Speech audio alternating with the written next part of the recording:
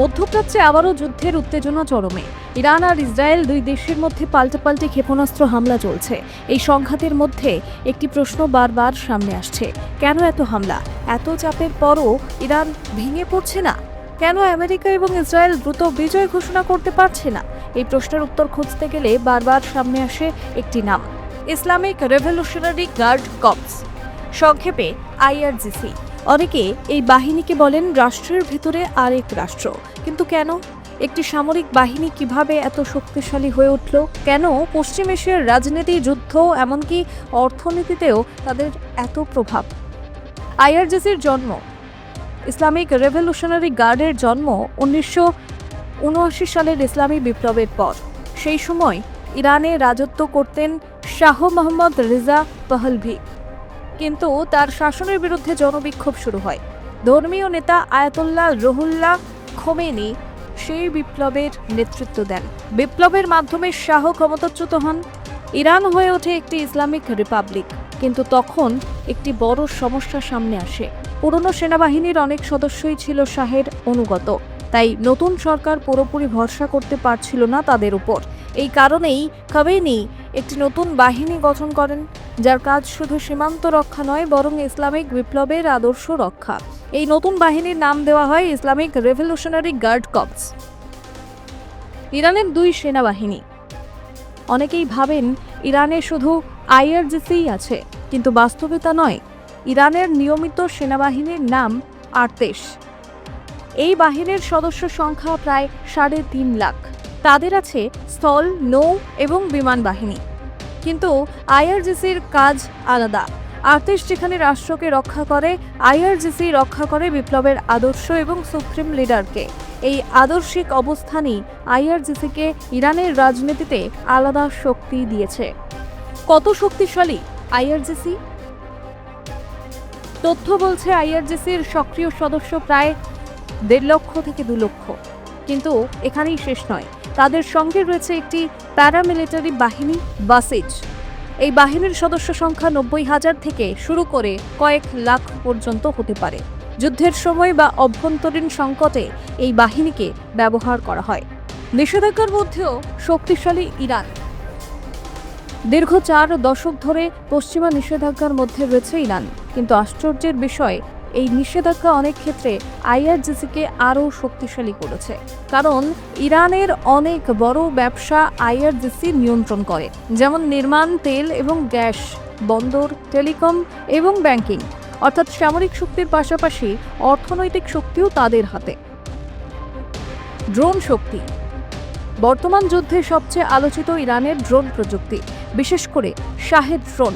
এই ড্রোনের খরচ প্রায় $20,000, কিন্তু এটিকে ঠেকাতে আধুনিক এয়ার ডিফেন্স মিসাইলের খরচ কয়েক লাখ ডলার পর্যন্ত। এই কারণেই ইরান ব্যবহার করছে স্যাচুরেশন অ্যাটাক কৌশল, অর্থাৎ একসঙ্গে অনেক ড্রোন পাঠিয়ে প্রতিপক্ষের প্রতিরক্ষা ব্যবস্থা ব্যস্ত করে রাখা। ক্ষেপণাস্ত্র শক্তি। শুধু ড্রোন নয়, ইরানের রয়েছে শক্তিশালী ব্যালিস্টিক মিসাইল প্রোগ্রাম, যেমন শাহাব-3, খেইবার সেজিল। এই মিসাইলগুলোর অনেকগুলোই 2000 কিলোমিটারের বেশি দূরত্বে আঘাত হানতে পারে। পশ্চিম এশিয়ায় ব্যালিস্টিক মিসাইল সক্ষমতায় ইরানকে অন্যতম শক্তিশালী দেশ হিসেবে ধরা হয়। ইসরায়েলের উপর হামলা। সম্প্রতি ইসরায়েলে বড় ধরনের ক্ষেপণাস্ত্র হামলা চালিয়েছে ইরান। মার্কিন গবেষণা সংস্থা Institute for the Study of War বলছে, এই হামলার কৌশল ছিল ইসরায়েলের প্রতিরক্ষা ব্যবস্থাকে চাপে ফেলা। ইসরায়েল প্রথমে ঘন বসতিপূর্ণ এলাকা রক্ষা করতে ব্যস্ত হয়ে পড়ে, ফলে কিছু সামরিক স্থাপনা ঝুঁকির মুখে পড়ে। তেল আভিভের কাছে মোসাদ সদর দফতরের কাছেও আঘাত লাগে। ভবিষ্যতে কি হবে? ইরানের ক্ষমতার কাঠামো বেশ জটিল। সবার উপরে সুপ্রিম লিডার, তারপর প্রেসিডেন্ট, তারপর গার্ডিয়ান কাউন্সিল, আর তারপরেই আইআরজিসি। এই বাহিনী সরাসরি সুপ্রিম লিডারের কাছে জবাবদিহি করে। যদি ভবিষ্যতে ইরানের শাসন পরিবর্তন হয়, তাহলে আইআরজিসি সবচেয়ে বড় ফ্যাক্টর হয়ে উঠবে। তারা কি সরাসরি ক্ষমতা দখল করবে? অনেক বিশ্লেষকদের মতে সেটা খুব সম্ভব নয়, বরং তারা থাকবে কিং মেকার হিসেবে, অর্থাৎ পর্দার আড়াল থেকে রাজনীতি নিয়ন্ত্রণ করবে। আজকের পশ্চিম এশিয়ার রাজনীতিতে ইরানকে বোঝা মানে আইআরজিসিকে বোঝা, কারণ এই বাহিনী শুধু সেনাবাহিনী নয়, এটি একটি সামরিক শক্তি, একটি রাজনৈতিক শক্তি এবং একটি অর্থনৈতিক শক্তি। এই কারণেই পশ্চিম এশিয়ার যে কোনো সংঘাতে আইআরজিসি হয়ে ওঠে সবচেয়ে গুরুত্বপূর্ণ খেলোয়াড়, এবং যতদিন এই বাহিনী সক্রিয় থাকবে ততদিন ইরানকে দ্রুত পরাজিত করা কোনো শক্তির পক্ষেই সহজ হবে না। ব্যুরো রিপোর্ট, আর+ নিউজ।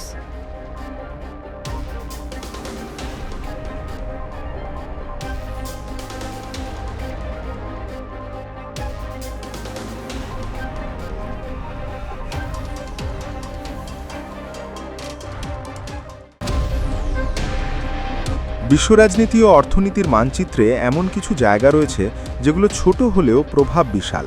হরমুজ প্রণালী ঠিক তেমনই একটি জায়গা। পারস্য উপসাগরের মুখে অবস্থিত এই সরু জলপথ বিশ্বের অন্যতম গুরুত্বপূর্ণ তেল পরিবহন রুট। মধ্যপ্রাচ্যের তেল সমৃদ্ধ দেশগুলির অধিকাংশ জ্বালানি রপ্তানি এই পথ দিয়েই বিশ্বের বিভিন্ন দেশে পৌঁছয়। এই কারণেই হরমুজ প্রণালী শুধু একটি সামুদ্রিক পথ নয়, এটি বিশ্ব জ্বালানি নিরাপত্তার লাইফলাইন। এখানে সামান্য উত্তেজনাও আন্তর্জাতিক রাজনীতি, অর্থনীতি এবং সামরিক পরিস্থিতিকে প্রভাবিত করতে পারে। হরমুজ প্রণালী পারস্য উপসাগর ও আরব সাগরের সংযোগকারী একটি গুরুত্বপূর্ণ জলপথ। উত্তরে ইরান, দক্ষিণে ওমান ও সংযুক্ত আরব আমিরশাহী। প্রায় 50 কিমি চওড়া, সবচেয়ে সরু এলাকাটি মাত্র 33 কিমি চওড়া। আরব সাগরের সঙ্গে গালফের সংযোগ এই প্রণালী। তবে এই প্রণালী খুবই গভীর। প্রথমেই নজর রাখব হরমুজ প্রণালী কেন এত গুরুত্বপূর্ণ। বিশ্বের মোট তেল পরিবহনের প্রায় 20% এই প্রণালী দিয়ে যায়। প্রতিদিন প্রায় 20 মিলিয়ন ব্যারেল তেল এই জলপথ পার হয়। সৌদি আরব, ইরান, কুয়েত, ইরাক, সংযুক্ত আরব আমিরশাহী এই পথ ব্যবহার করেই তেল রপ্তানি করে।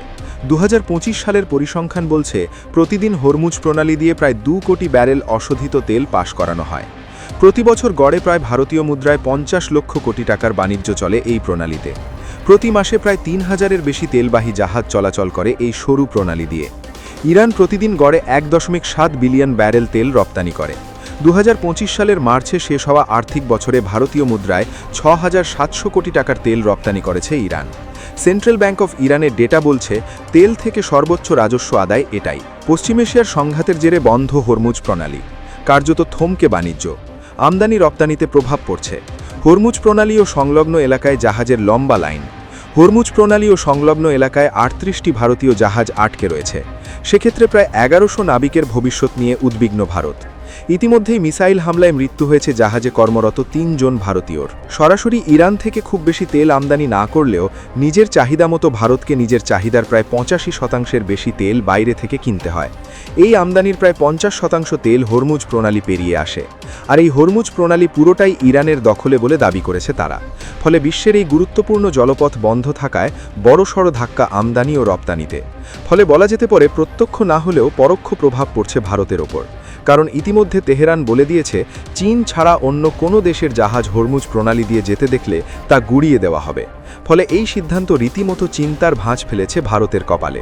একটা কথা মাথায় রাখতে হবে, ভারতের নিজের কাছে খুব একটা তেল মজুদ নেই। তেলের জন্য আমদানির ওপরই বেশি নির্ভরশীল। এমন পরিস্থিতিতে ইরানে যুদ্ধ শুরু হওয়ার পর তেল সংকটের একটা আশঙ্কা দেখা যাচ্ছে। সূত্র মারফত জানা যায় এখন ভারতের কাছে 25 দিনের কাজ চালানোর মতো তেল রয়েছে। সেই অশোধিত তেল শোধন করে পেট্রোল, ডিজেল এবং অন্যান্য পেট্রোলিয়াম পণ্য তৈরি করা যেতে পারে। তবে তারপরই শুরু হতে পারে সমস্যা। এই পরিস্থিতিতে ভারতের পাশে দাঁড়ানোর জন্য তৈরি বিপদের বন্ধু রাশিয়া। 9.5 মিলিয়ন ব্যারেল রাশিয়ার অশোধিত তেল সমুদ্রপথে বেরিয়ে পড়েছে।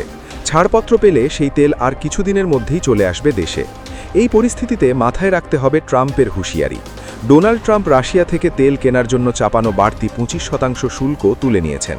যদিও তিনি হুঁশিয়ারি দিয়ে রেখেছেন যে পুতিনের দেশ থেকে তেল কিনলে আবার সেই শুল্ক চাপানো হবে। তাই সে কথা মাথায় রেখে আপাতত বিকল্প পথ খুঁজছে নয়াদিল্লি। বিকল্প পথে মরিয়া ভারত। 1. আমেরিকার শুল্কের মুখে রাশিয়া থেকে তেল কেনা বন্ধ করে ভারত। চাহিদা মেটাতে প্রয়োজনে সেই পথেই হাঁটতে পারে ভারত। 2. আমেরিকা, ভেনেজুয়েলা, ব্রাজিল, পশ্চিম আফ্রিকার বিভিন্ন দেশ থেকে তেল আমদানি করতে পারে ভারত। 3. হাত দেওয়া হতে পারে কৌশলগত তেল মজুদ ভাণ্ডারে, যেখানে প্রায় 7 দিনের তেল মজুদ থাকে। হরমুজ প্রণালী শুধুমাত্র একটি জলপথ নয়, এটি বিশ্ব রাজনীতি, অর্থনীতি এবং সামরিক কৌশলের কেন্দ্রবিন্দু। এখানকার প্রতিটি ঘটনা আন্তর্জাতিক পর্যায়ে বড় প্রভাব ফেলতে পারে। তাই এই সরু জলপথকে ঘিরে সবসময় নজর রাখে বিশ্বের বড় শক্তিগুলি। বিশ্ব জ্বালানি নিরাপত্তা যতদিন তেলের ওপর নির্ভরশীল থাকবে, ততদিন হরমুজ প্রণালীও থাকবে বিশ্ব রাজনীতির অন্যতম গুরুত্বপূর্ণ ভূকৌশলগত কেন্দ্র হিসেবে। ব্যুরো রিপোর্ট, আর+ নিউজ।